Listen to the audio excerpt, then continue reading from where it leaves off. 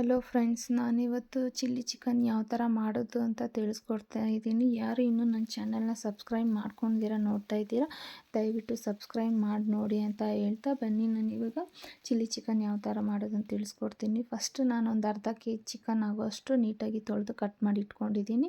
ಅದಕ್ಕೆ 1 ಸ್ಪೂನ್ ಆಗೋಷ್ಟು ಸಾಲ್ಟನ್ನು ಸಹ ಸೇರಿಸ್ಕೊಳ್ತಾ ಇದ್ದೀನಿ. ಜೊತೆಗೆ ಒಂದು ಅರ್ಧ ಕಪ್ ಆಗೋಷ್ಟು ಇಂಜಿ ಮತ್ತು ಗಾರ್ಲಿಕ್ ಪೇಸ್ಟನ್ನು ಸಹ ಸೇರಿಸ್ಕೊಳ್ತಾ ಇದ್ದೀನಿ. 1-2 ಸ್ಪೂನ್ ಆಗೋಷ್ಟು ಪೆಪ್ಪರ್ ಪುಡಿ ಮತ್ತು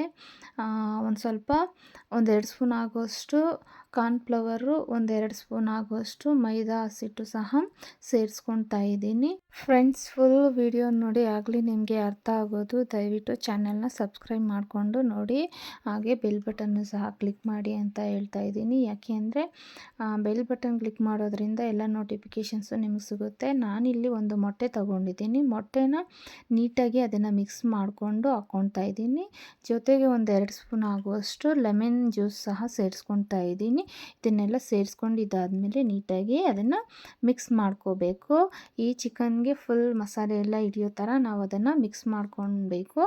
ಇದು ಒಂದು 5 ನಿಮಿಷ ಇದನ್ನು ಹಾಗೆ ನೆನೆಯೋದಕ್ಕೆ ಬಿಡಬೇಕಾಗತ್ತೆ. ತುಂಬ ಚೆನ್ನಾಗಿರುತ್ತೆ ಫ್ರೆಂಡ್ಸ್, ನೀವು ಒಂದು ಸಲ ಟ್ರೈ ಮಾಡಿ.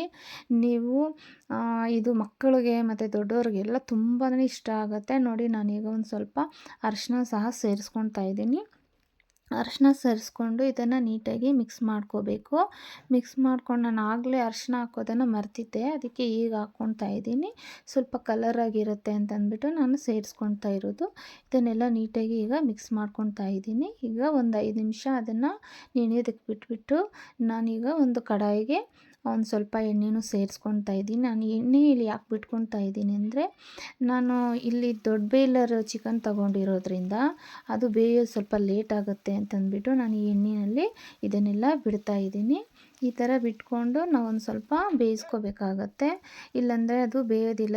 ದೊಡ್ಡ ಬೇಯ್ಲರ್ ಆಗಿರೋದ್ರಿಂದ ಇದು ಬೇಯೋದಕ್ಕೆ ತುಂಬ ಕಷ್ಟ ಆಗ್ಬೋದು. ಅದಕ್ಕೆ ಎಣ್ಣೆಯಲ್ಲಿ ಇದನ್ನು ಸ್ವಲ್ಪ ಹೊತ್ತು ಬೇಯಿಸ್ಕೋಬೇಕಾಗತ್ತೆ.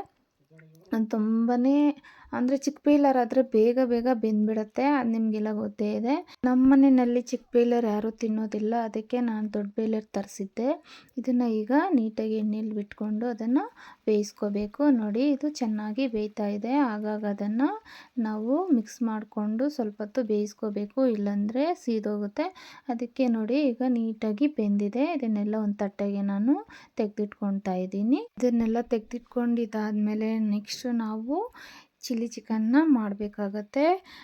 ನಾನಿಲ್ಲಿ ಒಂದು ಈರುಳ್ಳಿ ಆಗೋಷ್ಟು ತಗೊಂಡಿದ್ದೀನಿ.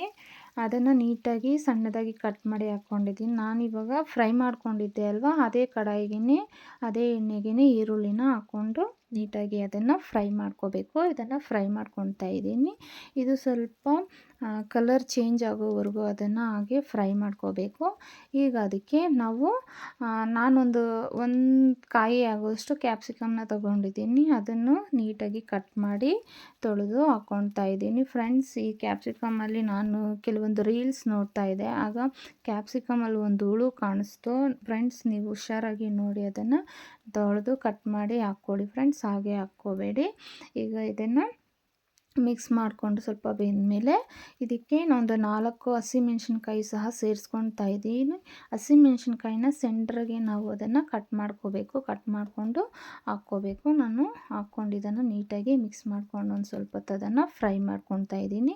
ಇದು ಫ್ರೈ ಆದ ನಂತರ ಅದಕ್ಕೆ ನಾನೊಂದು ಗಡ್ಡೆ ಆಗುವಷ್ಟು ಬೆಳ್ಳುಳ್ಳಿನ ತೊಗೊಂಡಿದ್ದೀನಿ. ಅದನ್ನು ಸಣ್ಣದಕ್ಕೆ ಕಟ್ ಮಾಡಿ ಹಾಕ್ಕೊಳ್ತಾ ಇದ್ದೀನಿ. ಇದನ್ನು ಸ್ವಲ್ಪ ಫ್ರೈ ಮಾಡ್ಕೋಬೇಕು.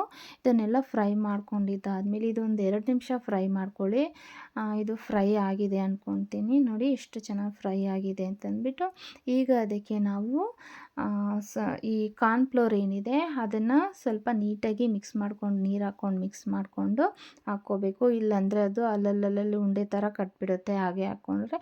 ಅದಕ್ಕೆ ನೀರು ಹಾಕ್ಕೊಂಡು ಮಿಕ್ಸ್ ಮಾಡ್ಕೊಂಡು ಹಾಕ್ಕೋಬೇಕಾಗುತ್ತೆ. ತುಂಬ ಟೇಸ್ಟಿಯಾಗಿ ತುಂಬ ಚೆನ್ನಾಗಿ ಬರುತ್ತೆ.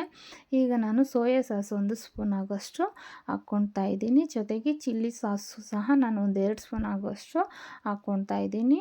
ತುಂಬ ಚೆನ್ನಾಗಿರುತ್ತೆ ಫ್ರೆಂಡ್ಸ್, ಒಂದ್ಸಲ ಟ್ರೈ ಮಾಡಿ ನೋಡಿ. ಇದನ್ನೆಲ್ಲ ನೀಟಾಗಿ ಮಿಕ್ಸ್ ಮಾಡ್ಕೋಬೇಕು. ಸ್ವಲ್ಪ ಏನಾದರೂ ನಾವು ಬಿಟ್ಟರೆ ತಳ ಅಂಟ್ಕೊಂಡ್ಬಿಡುತ್ತೆ. ಅದಕ್ಕೆ ಆಗಾಗ ಅದನ್ನು ಮಿಕ್ಸ್ ಮಾಡ್ಕೊಳ್ತಾ ಇರಬೇಕು. ಮತ್ತು ಏನು ಗೊತ್ತಾ, ಸ್ವಲ್ಪ ಲೋ ಫ್ಲೇಮ್ನಲ್ಲಿ ಇಟ್ಕೊಂಡೆ ಇದನ್ನೆಲ್ಲ ನಾವು ಮಾಡ್ಕೋಬೇಕು. ಈಗ ಅದಕ್ಕೆ ನಾವು ಒಂದು ಸ್ವಲ್ಪ ಮಸಾಲೆಗಳನ್ನು ಸಹ ಸೇರಿಸ್ಕೊಳ್ಳೋಣ. ಈಗ ನಾನು ಒಂದು ಸ್ಪೂನ್ ಆಗುವಷ್ಟು ಪೆಪ್ಪರ್ ಪೌಡರ್ ಸಹ ಸೇರಿಸ್ಕೊಳ್ತಾ ಇದ್ದೀನಿ. ನಾನು ಮೊದಲು ಅದನ್ನ ಕಲಿಸ್ಕೋಬೇಕಾದ್ರೂ ಪೆಪ್ಪರ್ ಪೌಡರ್ 1-2 ಸ್ಪೂನ್ ಹಾಕ್ಕೊಂಡಿದ್ದೆ. ಈಗ 1 ಸ್ಪೂನ್ ಸಾಕಾಗುತ್ತೆ. ಈಗ ರುಚಿಗೆ ತಕ್ಕಷ್ಟು ಒಂದು ಸ್ವಲ್ಪ ಉಪ್ಪನ್ನು ಸಹ ಸೇರಿಸ್ಕೊಳ್ತಾ ಇದ್ದೀನಿ. ಸೇರಿಸ್ಕೊಂಡು ಇದನ್ನು ನೀಟಾಗಿ ಮಿಕ್ಸ್ ಮಾಡ್ಕೋಬೇಕು. ಅಷ್ಟೇ, ತುಂಬ ಸಿಂಪಲ್ಲಾಗಿ ಈಸಿಯಾಗಿ ನಾವು ಈ ಒಂದು ರೆಸಿಪಿನ ಮಾಡ್ಕೋಬೋದು. ಮಕ್ಕಳು ಕೂಡ ಇದನ್ನು ತುಂಬಾ ಇಷ್ಟಪಟ್ಟು ತಿಂತಾರೆ. ಈಗ ನಾನೇನು ಬೇಯಿಸ್ಕೊಂಡಿದ್ದೆ ಆ ಚಿಕನನ್ನು ಸಹ ಇದರಲ್ಲಿ ಸೇರಿಸ್ಕೊಳ್ತಾ ಇದ್ದೀನಿ. ಇದನ್ನು ಸೇರಿಸ್ಕೊಂಡು ನೀಟಾಗಿ ಅದನ್ನು ಮಿಕ್ಸ್ ಮಾಡ್ಕೋಬೇಕು. ಸ್ವಲ್ಪ ತಾಗೆ ಮಿಕ್ಸ್ ಮಾಡಿಕೊಂಡು ಅದನ್ನು ಬೇಯೋದಕ್ಕೆ ಬಿಡಬೇಕಾಗತ್ತೆ. ಜೊತೆಗೆ ಇದಕ್ಕೊಂದು ಸ್ವಲ್ಪ ಕೊತ್ತಂಬರಿ ಸೊಪ್ಪು ಸಹ ಕಟ್ ಮಾಡಿ ನೀಟಾಗಿ ತೊಳೆದು ನಾನು ಹಾಕ್ಕೊಳ್ತಾ ಇದ್ದೀನಿ. ಹಾಕ್ಕೊಂಡು ಇನ್ನೊಂದು ಸ್ವಲ್ಪ ಹೊತ್ತು ಅದನ್ನು ಹಾಗೆ ಮಿಕ್ಸ್ ಮಾಡಿಕೊಂಡು ಬೇಯಿಸ್ಕೋಬೇಕು. ಅಷ್ಟೇ, ತುಂಬ ಸಿಂಪಲ್ಲಾಗಿ ಈಸಿಯಾಗಿ ನಾವು ಈ ಒಂದು ಚಿಲ್ಲಿ ಚಿಕನ್ನ ಮಾಡ್ಕೋಬೋದು. ಚಿಲ್ಲಿ ಚಿಕನ್ ತುಂಬಾ ಸ್ಪೈಸಿಯಾಗಿ ಟೇಸ್ಟಿಯಾಗಿರುತ್ತೆ. ಬೇಕಾಗಿದ್ದರೆ ಒಂದು ಸಲ ಟ್ರೈ ಮಾಡಿ, ತುಂಬಾ ಚೆನ್ನಾಗಿರುತ್ತೆ. ಈ ವಿಡಿಯೋ ಏನಾದರೂ ಇಷ್ಟ ಆಗಿದ್ದರೆ ದಯವಿಟ್ಟು ನನ್ನ ಚಾನಲ್ನ ಸಬ್ಸ್ಕ್ರೈಬ್ ಮಾಡಿ, ಹಾಗೆ ಲೈಕ್ ಮಾಡಿ, ಶೇರ್ ಮಾಡಿ, ಬೆಲ್ ಬಟನ್ನ ಕ್ಲಿಕ್ ಮಾಡೋದನ್ನು ಮರಿಬೇಡಿ. ಧನ್ಯವಾದಗಳು ಫ್ರೆಂಡ್ಸ್.